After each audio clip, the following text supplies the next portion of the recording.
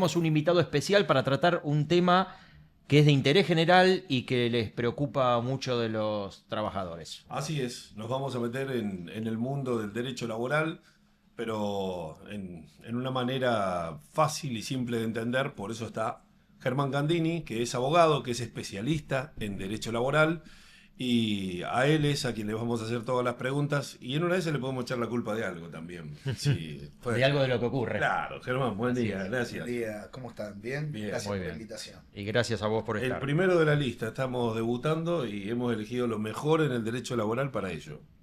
Muchas gracias. Bueno, nos podemos ir metiendo en el tema y se habla mucho de la reforma laboral, de esta nueva ley o de esta reforma, y todavía hay muchos trabajadores que no saben qué es el convenio colectivo de trabajo y que esta reforma lo afecta pero directamente. En líneas generales, ¿se puede resumir para quien trabaja o para la familia del que trabaja qué es un convenio colectivo? Bueno, el convenio colectivo es un acuerdo que realizan por ante el ministerio, con la homologación del ministerio, el sindicato más representativo de un sector o de una actividad con la cámara que representa también las empresas del sector donde trabajan esos trabajadores, esos empleados. Ajá. Donde se delinean un poco todas las condiciones laborales, el salario, la jornada de trabajo y muchas otras cosas más, porque son cláusulas que van al derecho individual del trabajador y otras que van a la relación entre la empresa y los sindicatos. Pero, por ejemplo, el convenio colectivo de trabajo es el que dice que un trabajador debe trabajar 8 horas, que debe percibir un sueldo, que debe, si tiene horas extras, se les pagan de esta manera y que las vacaciones se le dan de esta otra manera. Ahora, la reforma dice que el trabajador puede establecer el vínculo directamente con el patrón, como se pongan de acuerdo ellos. ¿Esto es tan así, es tan real? Sí, o sea, realmente es una reforma integral. Creo que es la reforma más grande que sufrió la ley de contrato de trabajo desde 1974 que está rigiendo. Hubo varias reformas, pero esta realmente es la más importante. Si vamos a hablar, obviamente, aclaro que primero está la ley de contrato de trabajo que establece los mínimos que pueden regir en las condiciones de trabajo y el convenio colectivo puede mejorarlas. Entonces, todo ese trabajo sobre el convenio colectivo son mejoras aplicables a un sector determinado donde están las partes firmantes, Cámara y gremio, y que se aplican a todos esos trabajadores. Son beneficios que se fueron logrando durante muchos años y que hoy están vigentes y mejoran la calidad y las condiciones de trabajo de ese grupo de personas. En esta reforma, Germán, hay un término que hizo un poco de ruido que es eliminar la ultraactividad.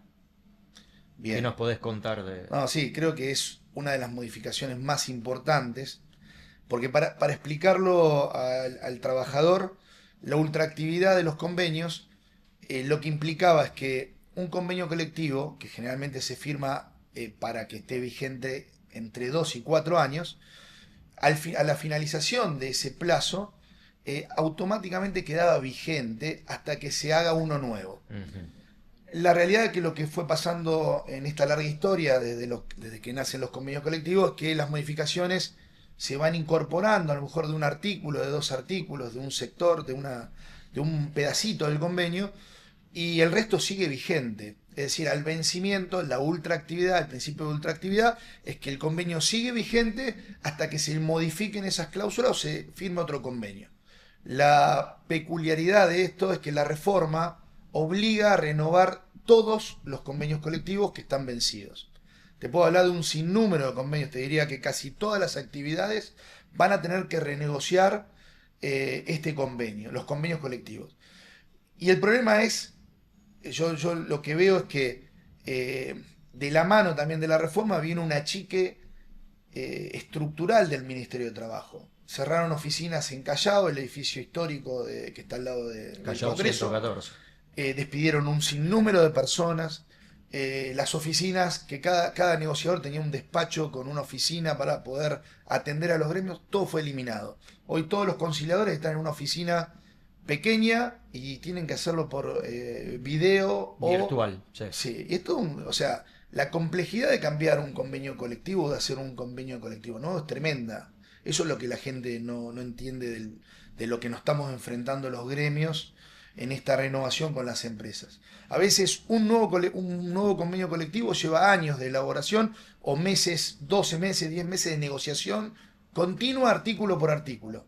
Y acá lo que se propone es que todos los convenios que están vencidos y aquellos que no están vencidos vencerían, porque así lo establece la ley, el 31 de diciembre, tienen que ser renovados. Estamos frente a un cambio estructural muy importante.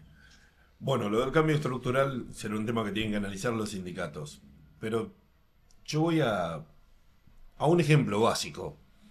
Trabajo 8 horas por día, gano 1.000.000 de pesos por mes. Viene mi patrón y me dice, a partir del mes que viene, en lugar de trabajar 8 horas por día, vas a trabajar 6 horas por día y vas a ganar 750.000 pesos. Sí, no, si no. Si yo digo, sí, estoy de acuerdo. Eso ya está vigente porque el convenio colectivo dice que el trabajador tiene que trabajar 8 horas por día y ganar 1.000.000 de pesos. Ahora, si yo acuerdo otra cosa, ¿eso también corre? Bueno, sí, está muy bien la pregunta para ponerlo en gráfico. En principio te diría que no, porque hasta el 31 de este año todos los convenios siguen vigentes. Punto número 1. Bien. 2, hay que ver si los gremios y las cámaras logran hacer acuerdos.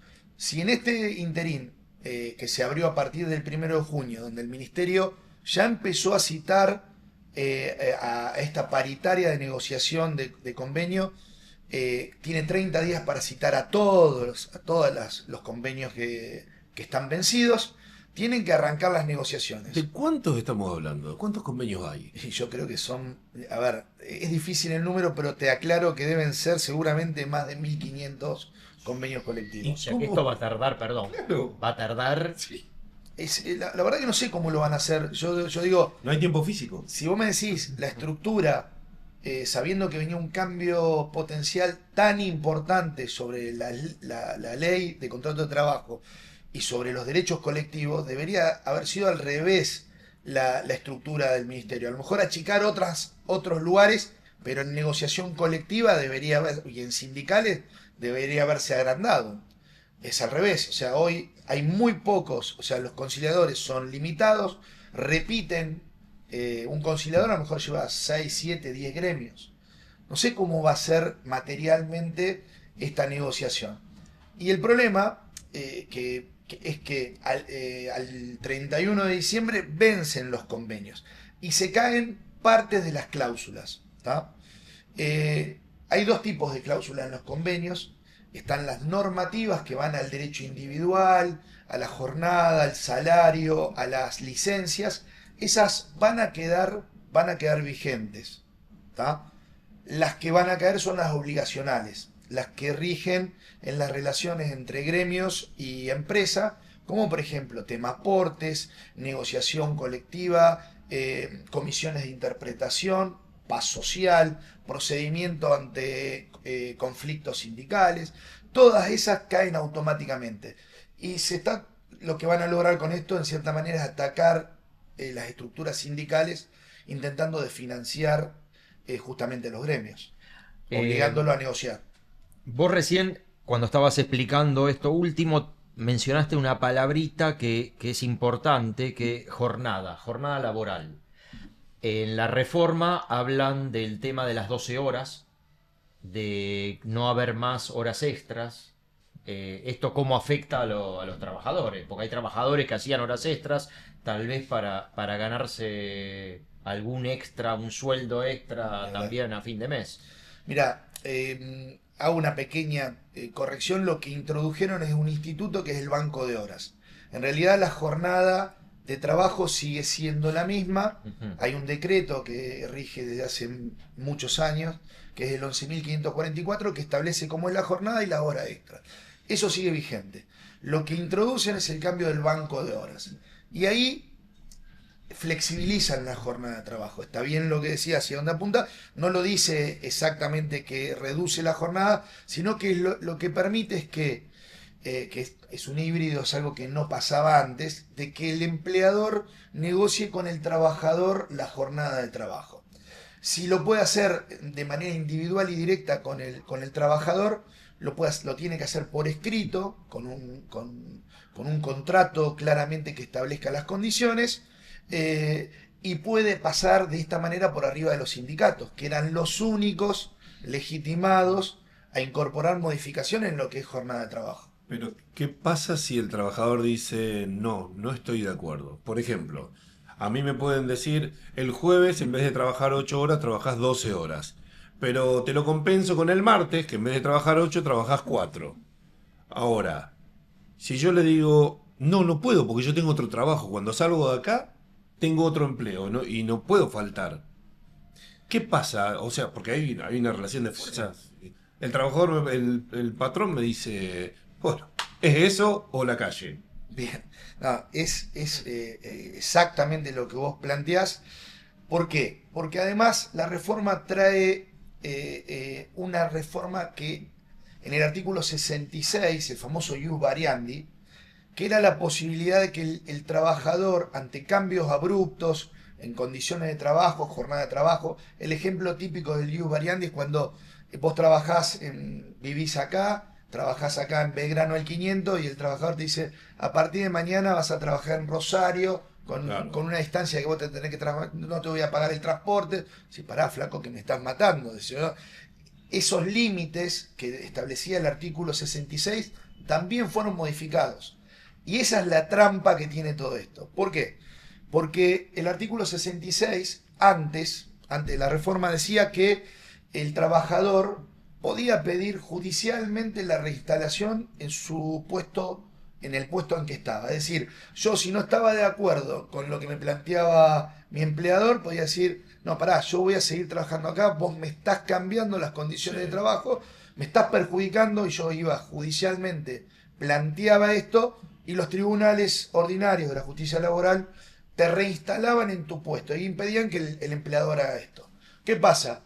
Con la reforma eliminan la posibilidad de reinstalación. Entonces, ¿cómo queda esto? Hugo, vos vas a trabajar acá en Buenos Aires, no vas más a Rosario. Vas a trabajar acá y te voy a pagar un poco menos también porque veo que vos necesito más esfuerzo de tu parte. Vas a decir, no, pará, me estás matando, me sale más caro. Bueno, date por despedido o búscate otro empleo o te despido y ya está. Ahora, me meto en algo que no tiene mucho que ver con el derecho laboral. Una lectura política.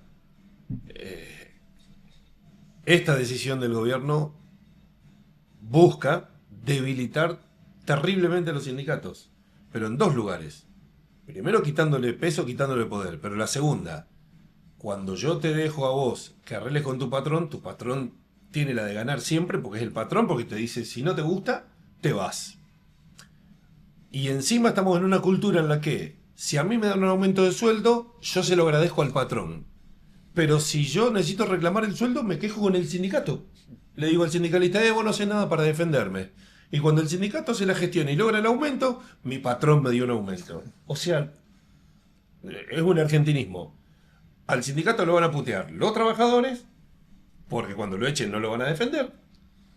Y al sindicato la va a pasar mal con el gobierno. La gente creo que no ha tomado dimensión de la reforma y del perjuicio que le va a generar a los trabajadores toda esta reforma. El debilitamiento de los sindicatos va primero por crear la posibilidad de que sindicatos de empresa tengan prioridad o más fuerza que sindicatos de sectores, ¿no? De actividad.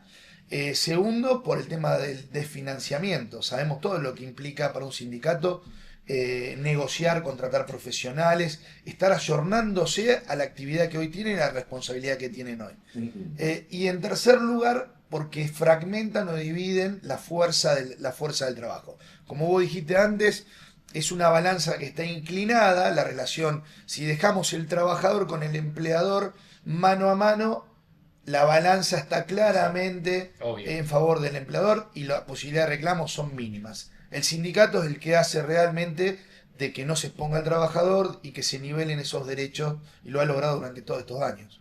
Germán, Ahora, bueno, hablamos en esta charla, comentamos todos el tema del distracto, del despido, varió con la reforma de la ley lo que era antes los cálculos indemnizatorios a lo que es ahora.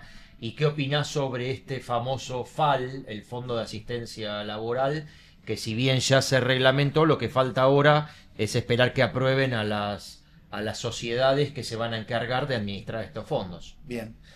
Creo que un punto muy importante. ¿Y de dónde sale la plata para el fondo? Bien, bien. Bueno, vamos a empezar por el cálculo, porque se habló mucho de que había variado el cálculo de la indemnización. En esto quiero decir dos cosas. O sea, hay modificaciones. Por ejemplo, se introduce el tope, el famoso tope en las indemnizaciones, que era un fallo de la Corte Suprema que ya estaba vigente y que estaba respetado por todos los juzgados inferiores. Eso no cambia, porque si bien vos lo tenés expresamente que no puede atacar más del 67% del monto del cálculo de la indemnización, eso ya venía aplicándose. A eso no le doy tanta importancia, está ahora dentro de la ley. Dos, hubo algunas modificaciones que también fueron discusiones jurisprudenciales, es decir, temas que había vacíos en la interpretación de la ley y que hoy la ley viene a clarificar. Como por ejemplo, el no tomar el aguinaldo dentro del cálculo de la indemnización, el no tomar las vacaciones dentro del cálculo. Yo creo que eso ya estaba superado y no lo tomo como algo que afecte al cálculo.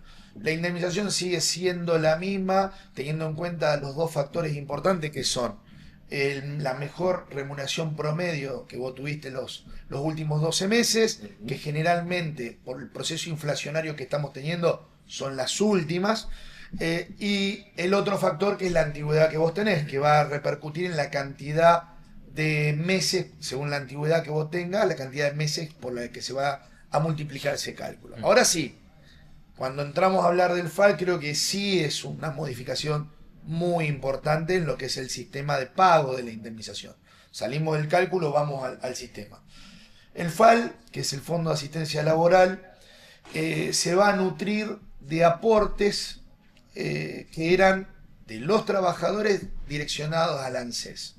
Estamos hablando que para las empresas, las grandes empresas es el 1%, de toda la masa salarial, para tomar dimensión de lo importante que es. Y en el caso de las pymes o pequeñas empresas, es del 2,5%. Y el Estado se reserva la posibilidad de ampliar. ¿Qué va a suceder? Que esos fondos, en vez de ir al ANSES, a los aportes jubilatorios, se van a redireccionar a cuentas especiales de las empresas para ser destinadas como asistencia para el empleador en el caso de que decida despedir a un trabajador.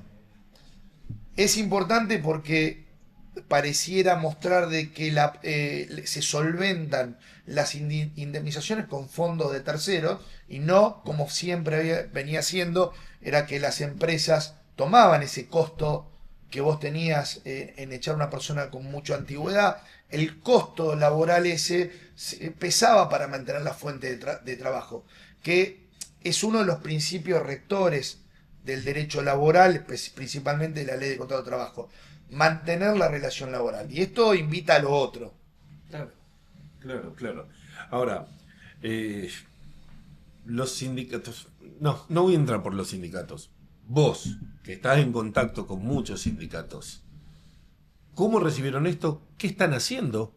¿Se van a adaptar y van a decir, bueno, vemos cómo replanteamos nuestro convenio colectivo de trabajo? ¿Piensan ir a la justicia para hacer, no sé, para apelar la medida, que ya fue la CGT en su momento, y fue y vino el fallo para un lado y para el otro? ¿Cómo sigue esta historia? ¿O ya está escrito, se firmó, se aprobó? Listo. Es buenísima pregunta y difícil de contestar, porque vamos a esta situación. La modificación empezó con el decreto 7023, el decreto de necesidad de urgencia, que quiero remontarme a esto para explicar de que es una reforma integral que se hizo en 3 pasos, ¿tá? Y todavía los planteos que se hicieron en la justicia están pendientes de resolución. Primero el DNU 7023, luego la ley de bases, que logró una mitad de la modificación, y con posterioridad la ley de modernización laboral. Con esos tres bloques logran la propuesta que habían hecho ellos inicialmente de reforma laboral en las bases del Partido Libertario. La CGT, como ente rector o representativo de los trabajadores, hay fallos de la Corte que reconoce en la potestad de la CGT de representar a la totalidad de los trabajadores, sí, estén o no afiliados sus sindicatos a la confederal. Interpuso en cada etapa la inconstitucionalidad. Primero del DNU, y obtuvo un fallo favorable que paró el bloque de reforma. Después en la ley de bases hizo el mismo planteo que no logró en ese caso una modificación, y luego sí en la ley de modernización laboral vuelve a plantear la inconstitucionalidad, que hoy está pendiente de resolución.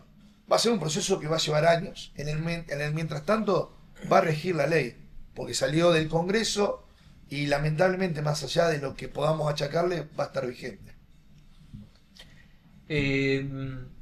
Derecho de huelga.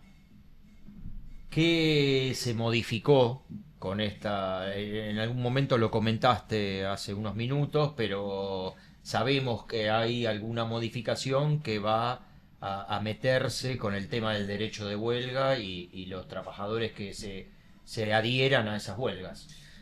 Es muy importante también las modificaciones en este aspecto. Empieza con la ley de bases cuando claramente empiezan a penalizar los bloqueos o impedimentos de circular, ya sea de los trabajadores que están adheridos o no a la huelga, de terceros, de transporte. Cuando empiezan a generar que un trabajador que impide el ingreso o bloquea puede ser despedido, incluso un delegado gremial, fue la primera etapa. La segunda etapa ahora con la ley de modernización es una modificación importante donde establecen que agregan actividades esenciales y trascendentales, donde ponen un límite importante a la medida que van a llevar adelante. Ejemplo, la educación, obviamente la policía tiene bloqueado el 100%, no está agremiada y no puede hacer medida de fuerza. Las esenciales son un 75%. Estamos hablando de salud, educación, transporte y un sinnúmero más. Se agregó a la lista unas 10 actividades más. Esas actividades tienen que, hacer que el 75% de la actividad siga vigente y solamente un 25% pueda estar parada por una medida de fuerza. Esto es limitar claramente el derecho a huelga. Porque aparte, ¿cómo haces para determinar ese 25%? Interponen un procedimiento donde vos tenés que dar aviso de la medida, tenés que acordar con el empleador cuál va a ser el 75% y después tenés que notificarlo públicamente. Y después sí podés hacer una medida de fuerza. Imagínense. Y agregan, como si esto fuera poco, las actividades trascendentales, donde agregan una lista de 20 actividades más, dentro de las cuales está la exportación y algunas muy importantes más, donde dicen el 50%. No puede estar de paro más del 50% del personal y se tienen que asegurar las actividades normales y habituales del otro 50%. De la plantilla. Bueno, la última, porque se nos termina el tiempo. Cortita, y es... a ver, nosotros sabemos que además de gran profesional del derecho y estar muy metido en estas cuestiones laborales, hay mucha sensibilidad, porque sos de hablar con los trabajadores. ¿Qué le decís? ¿Qué consejo le das? ¿Esperen a ver qué pasa o vayan, pregunten, interiorícense? ¿Cómo es?